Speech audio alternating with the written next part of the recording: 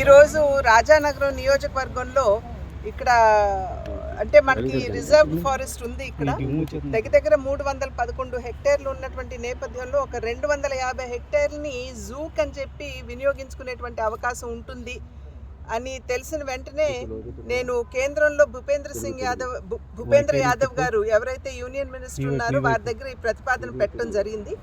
ఇక్కడికి అంటే పుష్కరాల సమయానికి అవుతుందని చెప్పి నేను చెప్పను, కానీ ఆ తర్వాత అయినా సరే వచ్చేటువంటి యాత్రికులు ఎవరైతే ఉంటారో వారికి ఒక మంచి ఫెసిలిటీ ఇక్కడ మనం అందించేటువంటి అవకాశం ఉంటుంది. అది మాత్రమే కాకుండా టూరిజంగా ఇక్కడ మనం డెవలప్ చేసుకునేటువంటి అవకాశం ఉంటుందని చెప్పి వారిని నేను అభ్యర్థించాను.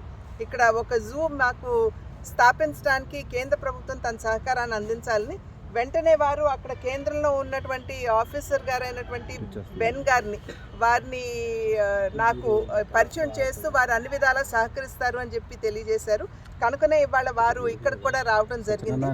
వారు వచ్చిన వెంటనే డిఎఫ్ఓ గారు ఇక్కడ ఉన్నటువంటి అధికారులందరూ కూడా ఒక్కసారి ఈ ప్రాంతాన్ని సమీక్షించి పర్యవేక్షించి ఏ విధంగా చేయొచ్చో ఆలోచించడానికి ఇక్కడ రావడం జరిగింది.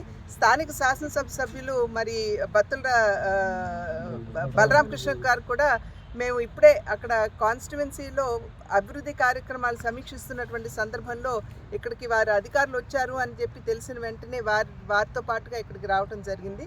అన్ని విధాలా ఇది అనుకూలంగా ఉంది. సాధారణంగా వేరే ప్రాంతాలు చూసినట్లయితే ఎగుడు దిగుడుగా ఉంటుంది, కానీ ఇక్కడ ఫ్లాట్గా ఉంది, అనుకూలంగా ఉందని చెప్పి మరి కేంద్రం నుండి వచ్చినటువంటి అధికారి కూడా మనకి తెలియజేయడం జరిగింది. కాకపోతే ఏ రకమైనటువంటి ఒక జూ ఇక్కడ నిర్మాణం చేయాలి అనేటువంటి విషయం మీద అంటే సాధారణంగా జూ అనగానే కేజీలో బంధించినటువంటి జంతువులు మనం చూస్తాము.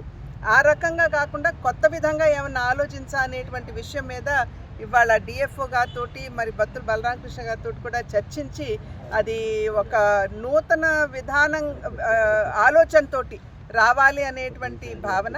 కనుక త్వరలో ఇక్కడ మనం జూ అంటే అన్నీ కూడా మనకి సహకరించినట్లయితే అనుకూలించినట్లయితే ఖచ్చితంగా ఇక్కడ మనం జూ ఒకటి తెచ్చుకునేటువంటి అవకాశం ఉంటుంది. ఇది ఇక్కడ ఉన్నటువంటి ప్రజలు ఆశీర్వదించి మమ్మల్ని మాకు అనూహ్యమైనటువంటి విజయాన్ని అందించినటువంటి సందర్భంలో ప్రజల పట్ల మాకున్నటువంటి అంకిత భావం ఏదైతే ఉందో దాన్ని ఒకసారి గుర్తు చేసుకుంటూ ఖచ్చితంగా ఈ జూని ఇక్కడ ఏ విధంగా తీసుకురావాలనేది మేమందరం కూడా ఆలోచిస్తామని చెప్పి తెలియజేస్తాం.